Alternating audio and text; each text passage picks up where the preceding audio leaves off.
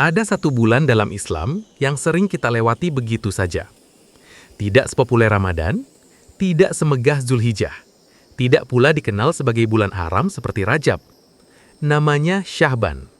Bulan yang datang tanpa banyak disambut. Bulan yang pergi tanpa banyak disadari. Padahal Rasulullah SAW justru memberi perhatian besar pada bulan ini. Keutamaan bulan Sya'ban. Rasulullah SAW bersabda, maknanya, itu adalah bulan yang sering dilalaikan manusia, antara Rajab dan Ramadan. Di bulan itu, amal-amal diangkat kepada Allah. Hadis riwayat An-Nasa'i. Artinya, Sya'ban adalah bulan amal kita dilaporkan ke Allah. Suatu hari, Rasulullah SAW menjelaskan tentang Sya'ban. Beliau bersabda bahwa Sya'ban adalah bulan yang sering dilalaikan manusia karena berada di antara Rajab dan Ramadan. Di bulan inilah amal-amal kita diangkat kepada Allah.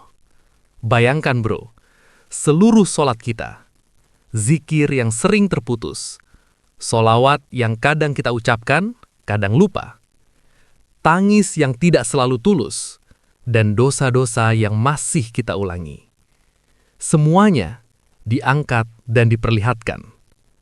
Lalu Rasulullah SAW berkata, beliau ingin ketika amalnya diangkat, beliau sedang dalam keadaan berpuasa. Bukan karena puasanya istimewa, tapi karena niat dan kehadiran hatinya. Amalan sunnah di bulan Sya'ban. 1. Memperbanyak puasa sunnah.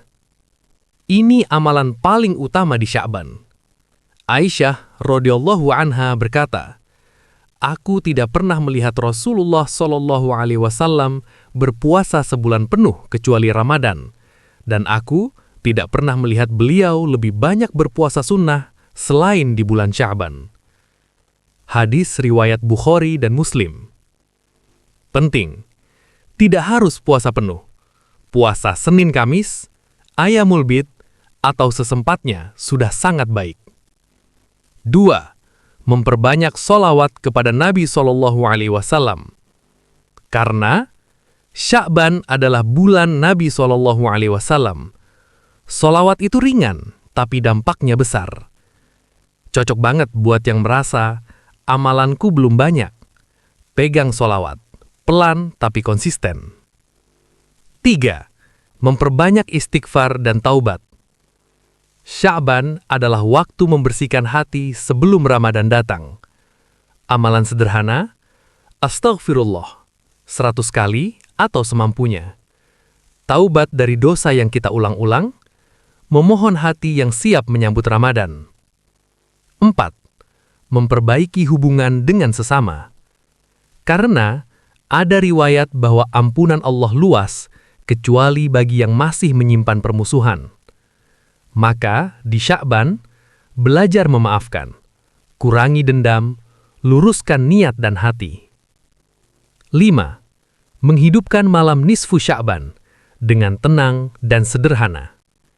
Di malam pertengahan Sya'ban, perbanyak doa, istighfar, zikir, sholat sunnah tanpa meyakini tata cara khusus yang tidak dicontohkan. Penting, tidak perlu berlebihan. Yang penting, khusyuk dan ikhlas.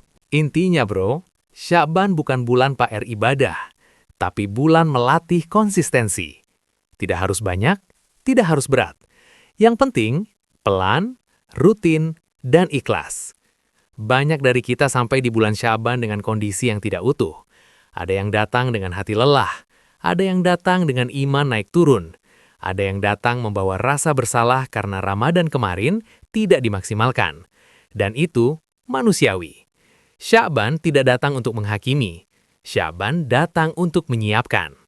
Karena Allah tahu, kita tidak bisa langsung suci. Kita tidak bisa langsung kuat. Kita tidak bisa langsung berubah total. Maka Allah berikan 1 bulan untuk pelan-pelan. Di bulan Sya'ban, Rasulullah SAW memperbanyak puasa sunnah. Bukan untuk memberatkan, bukan untuk pamer ibadah, tapi untuk melatih diri. Puasa di Sya'ban bukan tentang angka, bukan tentang berapa hari, tapi tentang kesungguhan hati. Satu hari puasa yang diniatkan dengan jujur lebih Allah cintai daripada banyak puasa tanpa kehadiran hati. Jika belum kuat, Senin Kamis sudah cukup. Jika belum mampu rutin, puasa sesekali pun tak mengapa. Allah tidak menuntut sempurna. Allah melihat usaha.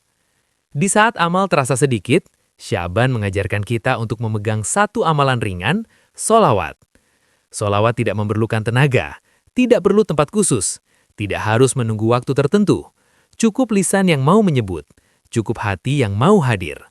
Rasulullah SAW bersabda, siapa yang bersalawat sekali, Allah bersalawat kepadanya 10 kali. Bayangkan bro, kita yang penuh dosa, kita yang sering lalai, masih Allah balas salawat kita dengan rahmat berlipat. Maka tidak heran, para ulama menyebut Sya'ban sebagai bulan sholawat. Sya'ban bukan hanya soal ibadah lahir, tapi juga soal hati. Di bulan ini, kita diajak untuk berhenti sejenak dan bertanya, apa yang masih aku simpan di hati? Dendam yang belum dilepas, sakit yang belum dimaafkan, iri yang belum disadari.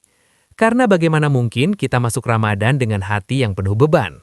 Allah Maha Pengampun, tapi kita sering lupa bahwa memaafkan juga bagian dari ibadah. Sya'ban adalah waktu untuk melapangkan hati, bukan demi orang lain, tapi demi diri sendiri.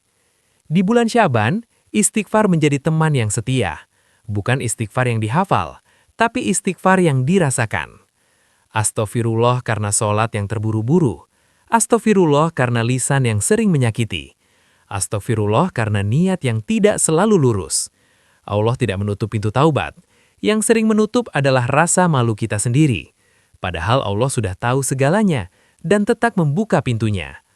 Ketika Sya'ban mencapai pertengahannya, datang satu malam yang sering disebut Nisfu Sya'ban. Malam yang tidak perlu dirayakan berlebihan, tidak perlu ritual yang tidak dicontohkan. Cukup, sholat sunnah, doa, zikir, istighfar. Sendiri pun tak mengapa, sepi pun tidak masalah. Karena yang dicari bukan ramai, tapi khusyuk. Sya'ban mengajarkan kita satu hal penting, bahwa Ramadan tidak bisa disambut dengan tergesa-gesa. Hati perlu dipanaskan, jiwa perlu dilatih, iman perlu dibiasakan. Maka jangan remehkan Sya'ban. Jika hari ini hanya mampu satu puasa, satu zikir, satu sholawat, pegang itu. Karena Allah Maha melihat, dan Allah Maha menilai. Sya'ban bukan tentang siapa yang paling sibuk ibadah, tapi siapa yang paling jujur memperbaiki diri. Jika kamu sampai di bulan ini dengan hati yang masih lelah, iman yang belum stabil, dan amal yang terasa sedikit, tenang, kamu masih diberi waktu, dan itu sudah cukup untuk memulai. Allahumma balikna Ramadan wa aslih kulubana qobla duhuli. Pada akhirnya, bulan Sya'ban bukan tentang seberapa banyak amal yang berhasil kita kumpulkan, melainkan tentang kejujuran kita dalam memperbaiki diri. Jika hari ini imanmu belum stabil, jika hatimu masih sering lelah, jika amalanmu terasa sedikit dan belum konsisten, itu bukan tanda kamu gagal. Itu tanda kamu masih berproses. Allah tidak menunggu kita menjadi sempurna untuk mencurahkan rahmat-Nya.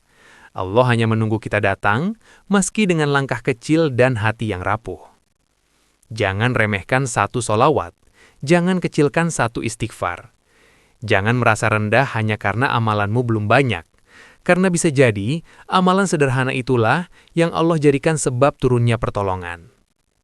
Mari jadikan Sya'ban sebagai bulan menenangkan hati, meluruskan niat, dan menyiapkan diri menyambut Ramadan dengan jiwa yang lebih lembut dan hati yang lebih lapang.